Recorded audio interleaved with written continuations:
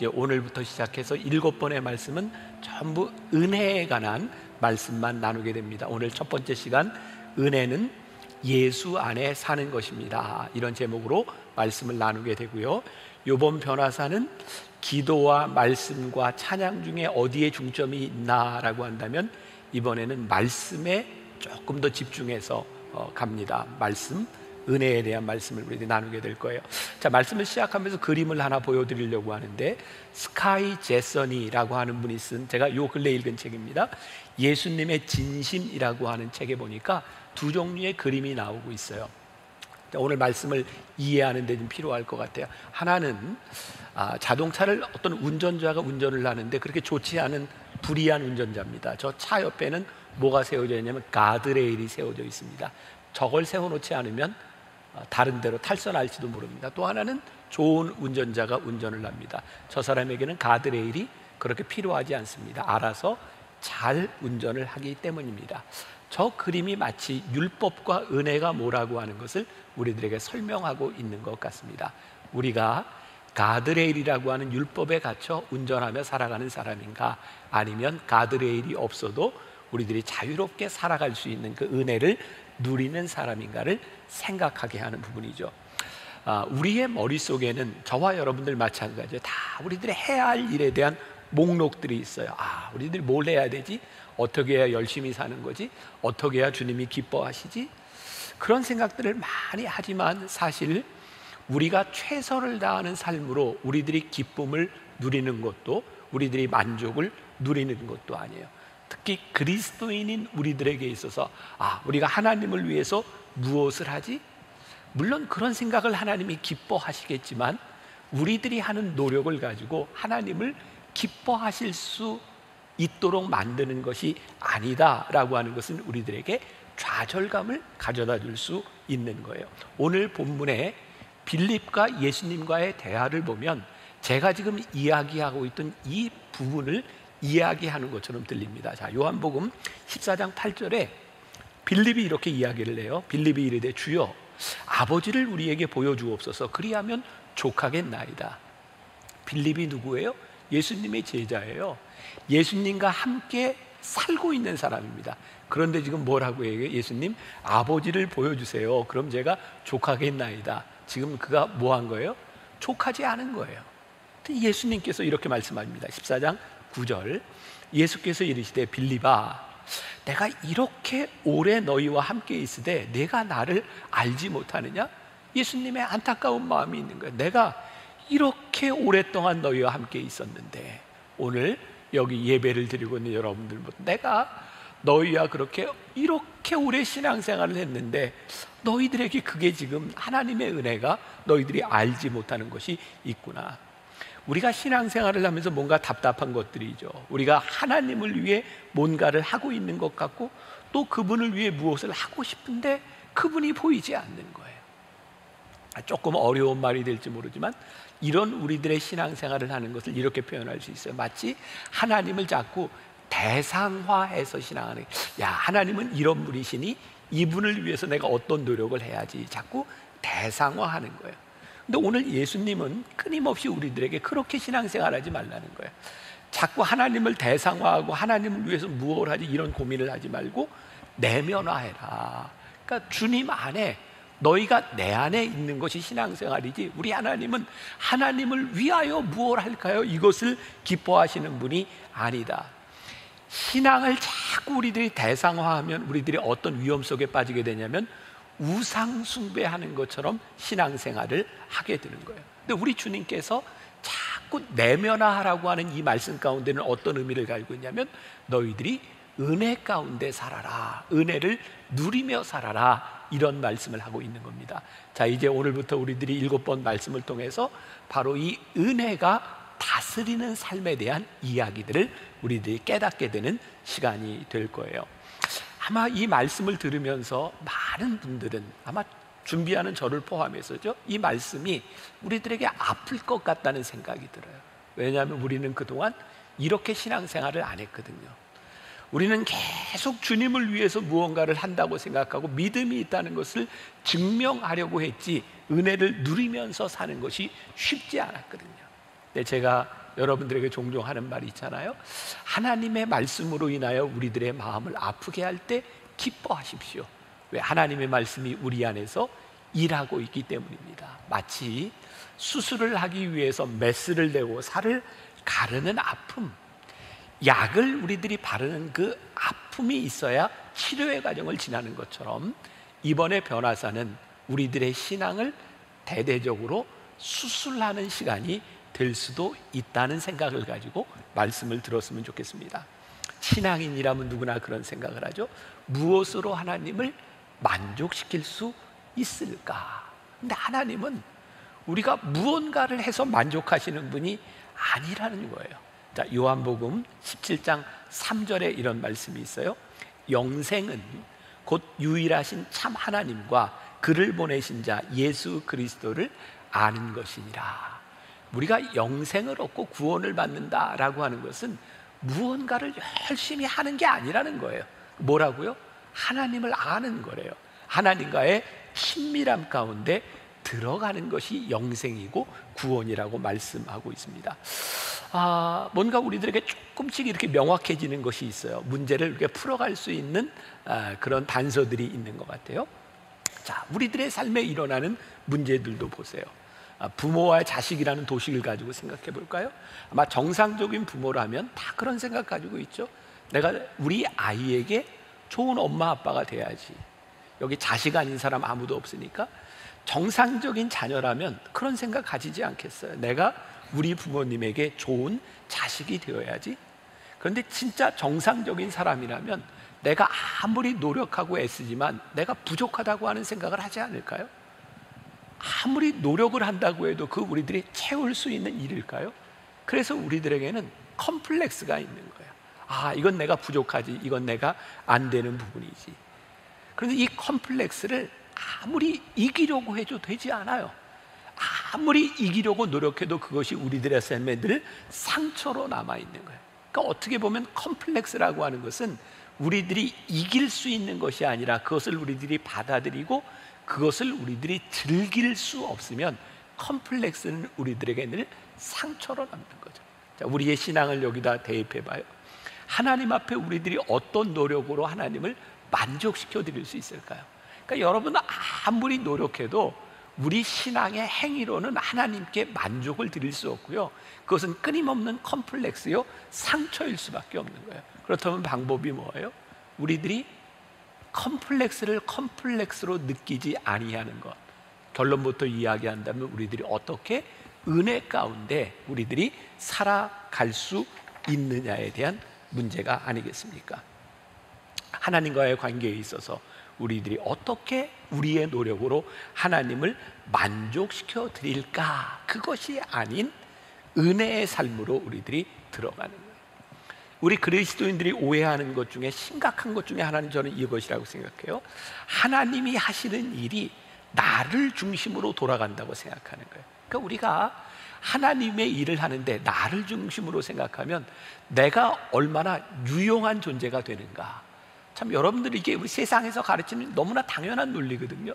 내가 얼마나 유용한 사람이 될 수 있는가. 근데 하나님은 우리들에게 너희들이 그렇게 유용한 사람이 되는 것보다 더 중요한 게 있다고 말씀하세요. 잘 기억하십시오. 자, 우리가 요즘 오스왈드 챔버스의 주님은 나의 제고봉 묵상을 하고 있잖아요. 몇 달을 지나면서 제가 깨닫게 된 오스왈드 챔버스의 깊은 묵상 가운데 하나가 끊임없이 이야기하는 거예요. 그의 마음속에도 그런 고민이 있었고, 신앙인들의 고민이 뭐냐면 우리가 자꾸 하나님 앞에 유용한 존재, 내가 어떻게 잘 쓰임 받을 수 있을까, 이거 가지고 고민한다는 거예요. 여러분, 이거 자체가 나쁜 게 아닌데 하나님께서 진짜 원하시는 것은 우리들의 유용성에 대한 것이 아니라 친밀감을 원하신다, 관계를 원하신다는 거예요. 네가 나의 관계 속에 들어와 있니? 다시 말하면 이것이 은혜라는 말이에요.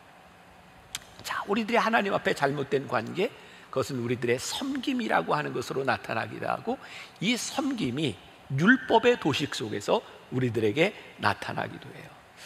우리가 은혜 가운데 살 때 자연스럽게 하나님 앞에 집중하는 것과 하나님의 관계 속에서 우리들의 섬김이 일어나는 것과 우리들이 하나님께 잘 잘 보이려고 섬기는 것은 다른 차원의 문제인 것 같아요.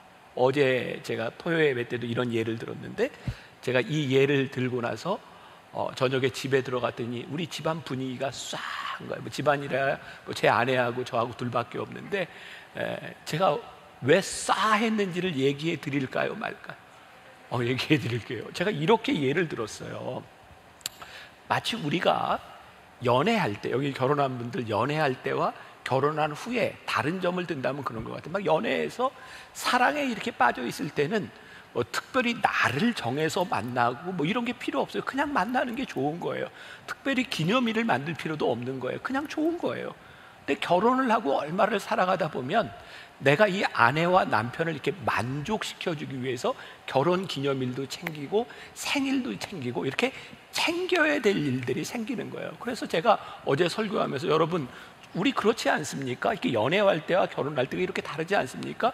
그렇게 얘기하고 집에 들어갔다가 쏴한 거예요. 저한테 그러는 거예요. 자기는 그래? 나는 그냥 이렇게 그때나 지금이나 사는 게 꽤 똑같고 나는 이렇게 늘 잘하고 이렇게 사는데 자기는 나한테 그렇다고 뭐 생일을 챙겨줬어, 뭐 결혼기념일을 챙겨줬어, 그러는 거예요. 그래서 제가 그랬어요. 아니, 내가 한 이야기는 우리는 안 그렇지만 일반적으로 그렇다는 이야기고, 그건 우리 얘기를 한 건 아니야. 최인숙 알지? 제가 이제 그렇게 이야기를 하고 나왔어요. 근데 진짜로 저희는 요즘 살아가면서 둘이만 사는데요, 이게 결혼이고 이게 살아가는구나. 무엇을 챙기고 그러는 것이 아니라 너무 자유롭고 둘이만 살아가면서 진짜 애틋하게 살아요. 서로를 위해 가면서. 한번 생각해 보세요. 우리가 처음 은혜를 받고 내가 특별히 하나님을 위해서 무엇을 하지 않아도 은혜 가운데 빠져서 하나님 사랑하던 때가 있었는데, 어느 날부터인가 우리의 마음속에 어떤 생각이, 이제 내가 하나님을 위해서 이 시간을 정해놔야지, 하나님을 위해서 이런 일을 해야지. 그렇게 신앙생활이 은혜 가운데 있지 아니하고 우리들이 곤고함 가운데 있는 거예요. 하나님이 변한 것이 아니라 우리가 변한 거예요. 우리가 하나님의 관계 속에 있지 않다고 하는 거죠. 자, 오늘 이 빌립의 불안함, 빌립이 예수님께 이야기하는 그 불안함에 대하여 예수님께서 말씀하시는 거예요. 9절에 보니까 어찌하여 아버지를 보이라 하느냐. 10절, 내가 아버지 안에 거하고 아버지는 내 안에 계신 것을 내가 믿지 못하느냐. 빌립은 왜 이런 생각을 하게 되었을까요? 제가 늘 설교를 할 때마다 한번 빌립의 생각 속에, 그 상황 속에 우리들이 한번 들어가 보자. 빌립이 누구예요? 예수님의 제자예요. 3년 동안이나 예수님을 따라다니면서 예수님의 일을 한다고 생각했는데 아버지를 보여달라고 하는 거예요. 이유는 무엇일까 생각해 보니까 빌립은 예수님을 따라다니면서 살면서도 늘 자기의 생각이 있어요. 예수님이 하시는 일이 내 일이라고 느껴지지 않아요. 예수님의 뜻을 따라 살아가지만 늘 내 뜻이 있어요. 내 뜻을 이루어야 되는 거예요. 그러니까 예수님과 빌립 사이에 늘 괴리감이 있으니까 빌립이 신앙생활을 열심히 하는 것 같은데 곤고한 거예요. 은혜를 누리지 못하고 살아가는 거예요. 내 뜻이 이루어지지 않으면 하나님의 뜻도 이루어지지 않았다라고 생각하는 거예요. 그러니까 하나님의 일을 하면서도 내가 하고 싶은 일을 해야 직성이 풀리는 거죠. 열심은 있는데 은혜와 기쁨을 잃어버리고 있는 거예요. 자, 이제 적용해 보자는 거예요. 우리의 신앙이 언제부터인가 하나님을 섬깁니다. 참 좋은 표현입니다. 내가 주를 위해 삽니다. 이게 굉장히 좋은 표현이에요. 근데 우리가 주를 위해 살면서 주님과 나가 하나 되지 못하고 내가 율법에 빠져 있다는 증거는, 내가 주님을 위해서 이만큼 살았으니, 내가 주님을 위해 이만큼 봉사했으니, 주님을 위해 이만큼 헌금했으니, 주님을 위하는 마음으로 이렇게 예배를 드렸으니 제가 이렇게 섬긴 것에 대한 대가가 필요하지 않겠습니까? 율법적인 신앙의 아주 분명한 표징 중에 하나는 우리가 언제부터인가 섬김에 대한 대가를 요구하고 있다는 거예요. 내가 이만큼 했으니 하나님 나에게 이것을 보여주세요. 증거로 보여주세요. 그렇지 않으면 우리들에게 은혜가 존재하지 않는 거죠. 예수님을 보세요. 예수님은 이 세상에서 하나님을 위해 무엇을 하려고 애쓰셨다라고 되어 있는 것이 아니라 하나님과 동행하셨다.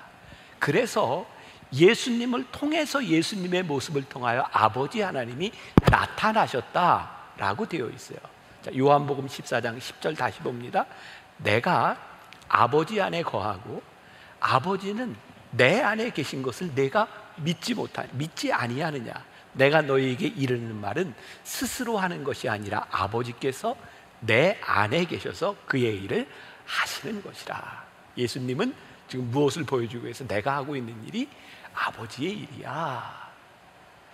오늘 우리들이 하나님을 믿으며 살아가는 우리의 신앙 가운데, 오 주님, 제가 지금 신앙생활하고 있는 이 일이 아버지의 일입니다, 아버지가 함께 하시는 일입니다를 인정하기 시작할 때 우리 가운데 은혜가 존재하죠. 우리도 빌립처럼 그렇게 생각하고 있는 것은 아닌가. 하나님, 당신이 어떤 분인지 보여주세요. 이 말은 우리 안에 하나님이 계시지 않다는 것이구나.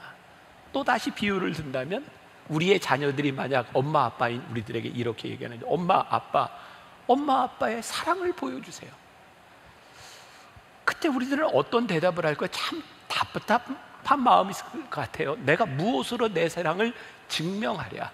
그런데 엄마 아빠가 할 수 있는 가장 중요한 말은, 지금 내가 너희와 함께하지 않니? 이것이 너희에게 부족하니? 이것이 어떻게 증명되는 것이 아니라 오늘 너희가 내 안에 있니? 라고 하는 것을 물으시는 거죠.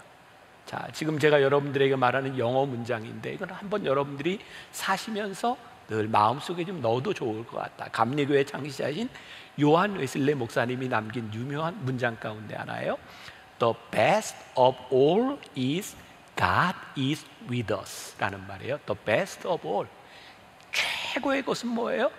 God is with us, 하나님이 우리와 함께 하시는 것입니다. 자, 여러분들의 신앙의 이 고백이, 내가 은혜를 누리고 살아가는구나 라고 할 수 있는 그 고백이 뭐예요? The best of all is God is with us, 하나님이 우리와 함께 하시는 것입니다.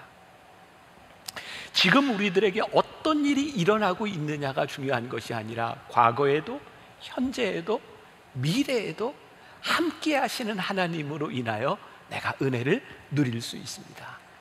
2020년 작년이죠. 6월에 월간 목회라고 하는 잡지에 이런 이야기가 실렸어요. 그 이스라엘에 이렇게 내려오는 이야기입니다. 여러분, 모세를 아시죠? 모세가 가나안 땅을 앞에 놓고 가나안 땅에 들어가지 못하고 바로 그 앞 느보산에서 죽습니다. 성경에 나오는 이야기예요. 모세가요, 가나안 땅을 앞에 놓고 가나안 땅에 들어가지 못하고 느보산에서 울고 있을 때 하나님께서 오셔서 모세에게 물으셨답니다. 모세야, 왜 우느냐? 가나안 땅에 들어가지 못한 게 그렇게 억울하냐? 그랬더니 모세가 이야기합니다. 아닙니다. 그럼 왜 우냐? 모세가 이렇게 대답합니다. 하나님께서 저에게 베풀어 주신 은혜가 너무 놀라워서 제가 울고 있습니다. 세상에 누가 홍해를 마른 땅같이 건넜으며 40년 광야를 지나는 동안 구름 기둥과 불 기둥으로 인도하는 하나님의 은혜를 경험할 수 있으며, 누가 이 광야에서 하늘에서 내리는 만나를 먹으며 살아갈 수 있었겠습니까? 주님, 저는 그것으로 충분합니다. 저는 주님께 받은 은혜가 너무 커서 울고 있는 것입니다. 지금 이 모세에게 하나님의 은혜는 지금 나에게 부족한 것, 내가 이루지 못한 것에 있는 것이 아니라 지금까지 함께 하신 하나님이 지금도 우리 안에 계시는 것 때문에 그 모세는 충분히 하나님의 은혜를 누리며 고백하며 감동하고 있는 거죠. 자, 오늘부터 여러분들과 나누게 될 이 7번의 말씀은 스티브 맥베이가 쓴 은혜가 다스리는 삶이라고 하는 책을 통해서 제가 여러분들과 함께 나누고자 하는 이야기들을, 단서들을 제가 많이 얻었어요. 이 스티브 맥베이가 그 책에서 이런 이야기를 합니다. 잘 보세요. 그리스도를 위해 사는 삶과 그리스도 안에 사는 삶은 무척 다르다. 스티브 맥베이는 목회자입니다. 29년 동안 이 책을 쓸 때인가 봐요. 그리스도인의 삶을 살아가며 줄곧 하나님이 원하시는 일이 무엇인지를 고민하고, 그리고 목사로서 경건하게 열심히 살려고 노력했다는 거예요. 그런데 그렇게 애쓰면 애쓸수록 성경을 펼치고 볼 때마다 자기가 해야 될 일이 너무나 많은 것을 느끼게 되는데, 스스로 온전하고 순전하지 못한 자신의 모습에 대하여, 아무리 노력해도 계명을 따라 살 수 없는 그의 모습에 대하여 너무 힘들었다는 거죠. 아무리 노력해도 내가 하나님을 만족시킬 수 없구나. 주님을 위해 산다고 하는 고상한 목적을 가지고 있지만 그것이 나에게 속임수였구나, 내가 은혜 가운데 살지 못했구나 라는 것을 발견하게 되었다. 제가 지난주에 장로교 신학대학에 있는 신학생들을 위한 그 세미나를 제가 영상으로 이렇게 녹화를 하는데, 제가 이렇게 토크 형식으로 한번 녹화를 해보자, 그렇게 이야기를 해서 학생들과 함께 이야기하는 시간을 가졌어요. 저에게 한 학생이 이렇게 질문을 했어요. 신학생들의 제일 큰 고민 가운데 하나는 학문과 경건이라는 사이에서 어떻게 밸런스를 맞출 것이냐, 이게 고민이라고 저에게 목사님으로서 답변을 해주세요, 이렇게 묻더라고요. 제가 이렇게 대답을 했어요. 신학생으로 살아가는 동안 경건과 학문 사이에 밸런스를 맞추려고 노력하지 마세요. 그거 쓸데없는 일입니다. 제가 이렇게 얘기했어요. 아무리 노력해도 밸런스라고 하는 건 불가능한 일입니다. 어떻게 부족한 인간이 이 땅 위에 살아가면서 완벽하게 밸런스를 유지할 수 있겠습니까? 제가 답을 이렇게 제시했어요. 중요한 건 신학생으로서 공부를 할 때든지 아니면 교회에서 봉사를 할 때든지 개인 경건의 시간을 가질 때든지 제일 중요한 건 하나님 앞에 깨어있는 일이고, 하나님이 나에게 필요한 것이 무엇인지를 아는 것이지, 우리의 노력으로 밸런스를 이룰 수 있는 것은 없습니다. 자, 이제 코로나 시대를 지나가고 있어요. 이 상황이 우리들에게 참 힘들죠. 아마 많은 분들에게 있어서는 그런 불안함도 있을 것 같아요. 변화산, 그때 우리 성전에서 그렇게 뜨겁게 기도하고 찬양했던 그런 모습을 더 이상 우리가 할 수 없어. 우리들이 어떻게 우리의 신앙을 유지할 수 있겠지? 또 소그룹도 모이지 못해. 내가 이 신앙이 흔들리는 거 아닌가? 이전처럼 교회에서 찬양대로 또 안내로 여러 가지로 봉사하던 일들도 할 수 없어. 그것이 우리를 불안하게 하는 거예요. 근데 저는 그런 생각을 해요. 우리 하나님께서 진짜 여러분들에게 묻고 있는 것은, 이 상황 가운데서 왜 네가 봉사하지 않니? 그걸 우리들에게 물으실까요? 우리 주님은 우리들에게 딱 한 가지 물으실 것 같아요. 네가 내 안에 있니? 네가 지금 나와 동행하고 있니? 네가 아무것도 할 수 없는 이 순간 가운데서 네가 나를 위해 무엇을 하려고 애쓰는 것보다 나는 네가 나와 함께 있었으면 좋겠어. 네가 나와 동행할 수 있으면 좋겠어. 이번 변화산 기간을 통하여 우리와 함께 하시는 하나님의 은혜, 그것을 누리는 것이 하나님이 우리들에게 원하시는 일이 아닐까. 자, 우리들이 이렇게 잘못 생각하는 것 중에 하나는 우리들이 복종이라고 하는 것과 순종이라고 하는 것을 잘못 이해하는 데서 기인할 수도 있겠다는 생각이 들어요. 자, 오늘 적어도 여기서 예배하는 분들, 저 하나님의 은혜를 경험한 적이 있잖아요. 우리가 하나님의 은혜를 경험했을 때 우리의 마음이 뜨겁고 기쁘고, 내가 이렇게 살았으면 좋겠어. 그런데 하나님의 은혜를 발견하고 나서도 하나님의 은혜를 계속해서 누리며 살아가는 사람이 그렇게 많지 않다는 거예요. 복종이라고 하는 것, 순종이라고 하는 것, 이 미묘한 차이는 무엇일까요? 저는 이런 생각을 해봤어요. 순종은 우리 안에 계시는 주님으로 인하여 우리들이 살아가는 삶이 순종이고, 주님 때문에 일어나는 일. 복종은 우리가 열심으로 주님을 따라가려고 노력하는 것은 복종이고. 생각해 보세요. 어느 날 우리들의 삶이 내 안에 계신 주님으로 인하여 사라지는 삶이 아니라 내가 주님을 따르기 위해서 열심히 노력하는 삶으로 바뀌어져 버렸다면, 우리는 언제부터인가 율법 가운데 있는 우리들의 모습으로 변해버리는 거예요. 우리들은 자꾸 옳은 일을 하려고 해요. 옳은 일? 나쁜 거 아니죠. 옳은 일 좋은 일이죠. 하나님을 믿지 않는 사람들도 옳은 일 하려고 살아갑니다. 은혜 가운데 산다고 하는 것은요, 옳은 일을 하는 것이 아닙니다. 주님과 함께 거하는 것이 은혜의 삶이지, 옳은 일을 하는 것이 은혜의 삶은 아니에요. 저와 여러분들 모두가 이런 경험을 해보셨을 거예요. 저도 이렇게 목회를 하다 보면 바쁜 날이 있어요. 너무 바빠요. 일하는데 너무 바빠요. 그래서 이렇게 며칠을 지나다 보면 제 마음속에 이런 생각을 하게 되죠. 안 되겠다. 이렇게 살면 안 되겠다. 내가 기도하는 시간을 정해놔야지, 말씀 읽는 시간을 정해놔야지, 책 읽는 시간을 정해놔야지. 이렇게 딱 생각하는 순간 뭐가 증명되는 거예요? 그 바쁜 순간에 주님이 내 안에 계시지 않았구나 라는 것을 증명합니다.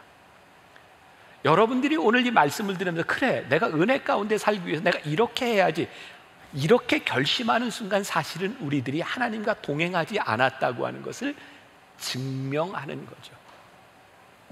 자, 주님은 나의 최고봉. 여러분들이 지금 묵상을 잘하고 새벽마다 따라오시는 분들이 많이 있을 거예요.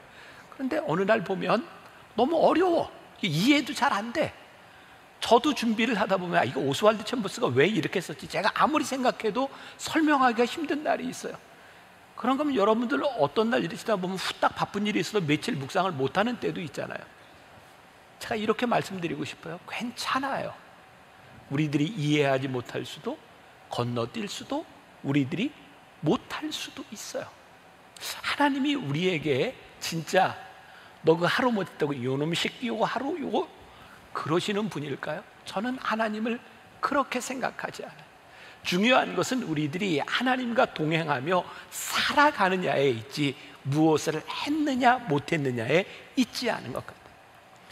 그리스도인답게 살아가는 것이 잘못된 것은 아니지만 그리스도인답게 살아가는 것 때문에 늘 우리들의 마음속에 부담과 율법이 작동하고 있다면 하나님이 원하시는 삶은 아닐 것 같아요. 신앙생활을 하는 것 같지만 가장 비신앙적인 모습이 율법적인 우리들의 삶을 통해서 나타나는 것은 아닐까. 자, 우리가 이번 변화산을 통해 이 말씀을 듣고 우리들의 신앙이 의무감이 아니라 은혜 가운데 사는 것이 무엇일까? 하나님을 만나는 것이 무엇일까? 우리들이 새벽 시간에 눈을 부릅뜨고 예배를 드리지만 사실 거기에 자유함이 없다면 우리들은 은혜를 잃어버렸는지 몰라요. 그러면서 저는 왜 여러분들에게 새벽에 모입시다, 같이 예배 드립시다 이렇게 여러분들에게 강조하는 것일까요? 그래요. 우리들의 신앙생활 가운데 특별히 하나님의 관계를 돈독하게 하는 그런 시간들이 필요해요. 그리고 여러분들 가운데는 그게 힘들어서 눈을 비비고 일어나서 침대에서 옷도 안 갈아입고 이렇게 유튜브 영상을 보고 있다가 잠드는 사람이 있을 수도 있어요. 제가 이런 말씀을 드리고 싶어요. 내일 졸 사람들에게 미리 얘기합니다. 괜찮아요. 졸아도 괜찮아요.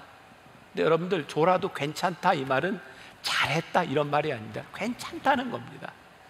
하나님께서 그렇게 신앙생활하는 우리들의 모습을 보며 네가 이만큼 흐트러졌으니 너는 좀 매를 맞아야 돼 이렇게 말씀하시는 하나님이 아니라 우리의 부족함 가운데도 하나님과 동행하는 우리들의 모습들, 그것을 하나님께서 기뻐하실 수 있는 분, 그분이 우리 하나님이시고 하나님의 은혜는 우리들의 기준으로 우리들의 생각으로 하는 것이 아니라는 것이죠.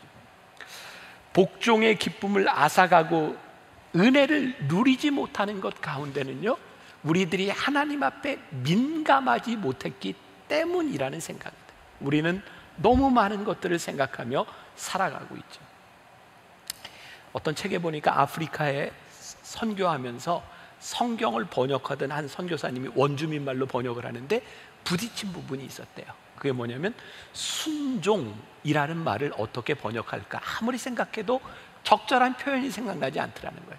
근데 어느 날 그 아프리카 마을 그 광장을 지나가고 있는데 선교사님이 키우고 있는 개가 이렇게 막 뛰어가더래요. 그래서 선교사님이 여기 나와야 되는데 휘파람을 불었대요. 근데 그 소리를 듣고 개가 득달같이 선교사님한테 달려온 거예요. 그랬더니 그 원주민, 나이 많은 원주민 하나가 이렇게 말을 했대. 제가 그대로 옮겨 적은 거예요.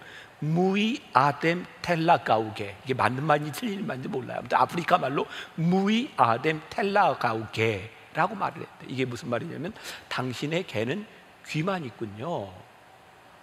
당신의 개는 주인의 말만 듣는군요. 이렇게 이야기를 하더라고요. 그때 선교사님이 이게 순종이구나, 그 말로 번역을 하게 되었다는 거예요. 빌립에게 있어서도 저는 그런 일이었던 것 같아요. 빌립에게 여러 소리가 들리는 거예요. 주님과 동행하는데 여러 생각들과 소리가 들리는 거예요. 그의 마음속에 계속해서 번민이 일어나는 거예요. 이번 변화산에 우리들이 하나님의 은혜를 경험하고 하나님의 누릴 수 있는 가장 큰 축복이 무엇일까? 우리들의 삶에 센서티브하게 하나님의 음성이 들려요. 우리들이 어떤 행위로 하나님을 만족시켜 드리는 것이 우리들을 은혜스럽게 만드는 것이 아니라 우리들의 삶에 하나님의 소리가 들리고 센서티브하게 하나님의 인도하심이 우리들에게 경험되기 시작할 때 우리들에게 은혜가 고백되느냐. 아하, 지금 이 순간 내가 하나님의 은혜 가운데 있구나. 자, 우리가 하나님의 은혜 가운데 산다고 하는 것, 그게 어떤 일일까?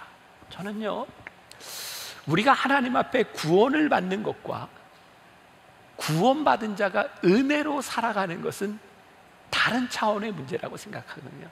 여러분, 우리가 하나님 앞에 용서를 받고 구원을 받는 하나님의 자비하심을 경험합니다. 근데 하나님은 우리가 그 자비하심 가운데만 머물기를 원하시는 분이 아니라 하나님이 주신 그 자비와 은혜를 경험하며 살아가기를 원하시는 분이에요. 이번 주간에 참 마음 아픈 소식을 들었어요. 우리 교회 청년 중에 지난 수년 동안 암으로 투병하던 우리 여자 청년이 세상을 떠났어요. 이제 36살에. 그 청년이 세상을 떠났다는 이야기를 듣고 내가 가서 예배를 인도해야 되겠구나. 그래서 입관 예배를 인도하러 가겠다 이야기를 하고 병원으로 가는 길에 제 마음에 제일 가슴 아팠던 게 뭐냐면 그 수년 동안을 수십 번 항암 치료를 하며 그 고통 가운데 그 시간을 지났던 우리 청년이, 우리 민경이가 이렇게 예배 시간에 올 때면 어느 날 이렇게 바짝 마른 모습으로 이렇게 인사하고 들어갈 때 제가 그 아이를 한번 꽉 안아주고 위로하고 함께 했으면 좋았을 텐데 제가 그 안아주지 못했던 게 제 마음에 그게 그렇게 걸리는 거예요. 내가 꽉 안아주고 위로해 줬으면 좋았을 텐데. 그러면서 차 안에서 어떤 말씀을 전해야 될까? 근데 제 머릿속에 딱 떠오른 말씀이 시편 23편 말씀이었어요. 여호와는 나의 목자시니 주의 지팡이와 막대기가 나를 안위하시나니 내가 영원토록 여호와의 집에 거하리로다. 제가 안타까워하던 그 순간에도, 그 아이가 힘들게 투병하며 세상을 떠난 그 순간에도 그가 하나님의 은혜 가운데, 하나님의 안식 가운데 있구나. 내가 무엇을 해주지 못한 것, 그것이 아니라 하나님의 은혜 가운데 있구나. 그런 고백을 제가 하게 되었어요. 우리가 하나님의 은혜 가운데 거한다는 게 뭐예요? 하나님의 은혜 안에 산다고 하는 게 뭐예요? 우리들이 무엇을 이루어서, 우리들이 무엇 때문에 우리들에게 일어나는 일이 아니라 우리가 지금 하나님과 함께 거하고 있는 그것 때문에 우리들에게 일어나는 일이죠. 여러분들 잘 아는 70년대 유명한 가수가 하나 있어요. 낙엽지던 그 숲속에, 너라고 하는 노래를 부른 이 가수가 70년대 대마초 사건으로 형무소에 가게 되죠. 이분의 책을 보면 나는 참 바보처럼 살았군요 라고 하는 자서전적인 책을 썼는데, 그 책에 보면 감옥에 들어가서 그렇게 본인을 억울하다고 생각했대요. 나는 잘못한 게 없는데, 대마초로 잡혀 들어왔는데. 근데 그 안에서 어떤 사형수를 만나게 되고요, 그 사형수를 통해서 복음을 듣게 됩니다. 우리나라는 90년대 이후에 실질적으로 사형이 한 번도 이루어지지 않았습니다. 사형 제도는 있지만 이미 사형 제도가 폐지된 국가 중에 하나죠. 근데 그 당시에 그 사형수를 만났는데요, 70년대 그 사형수가 이렇게 이야기를 하더래요. 당신은 곧 나가게 되겠죠. 나가면 내가 세상에서 예수님을 위해 못다한 못까지 합해서 살아주세요. 그때 이종영 씨는 회개하기 시작합니다. 내가 이렇게 큰 죄인인지 깨닫지 못했구나. 그리고 거기에서 하나님의 자비하심, 구원을 경험해요. 그리고 나와서는 신학을 하고 목사가 되죠. 그리고 만든 노래가 난 참 바보처럼 살았군요.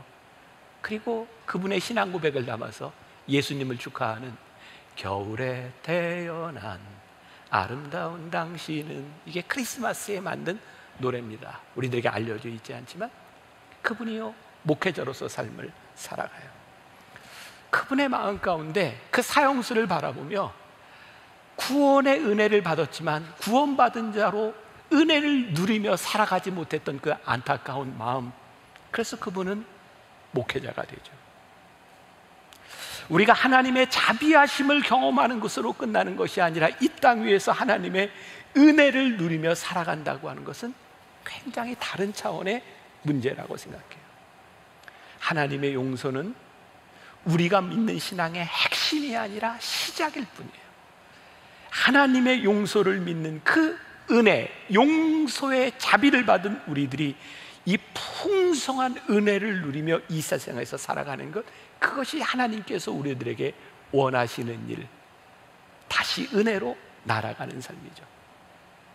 여러분 그런 찬양 아시죠? 찬송가 주와 같이 길 가는 것 즐거운 일 아닌가. 우리 주님 걸어가신 발자취를 밟겠네. 한 걸음 한 걸음 주 예수와 함께 날마다 날마다 우리 걸어가리. 이 찬송이 이런 의미인지 알고 부르셨어요. 주와 같이 길 가는 것, 어떤 일이요? 즐거운 일 아닌가. 우리 주님 걸어가신 발자취를 밟겠네. 우리 믿음의 선배들이 주님과 함께 살아가는 것이 이런 것이라는 걸 고백해요. 이 예수를 나의 구주 삼고 성령과 피로써 거듭나니 이 세상에서 내 영혼이 하늘의 영광 누리도다. 이것이 나의 간증이요 이것이 나의 찬송일세.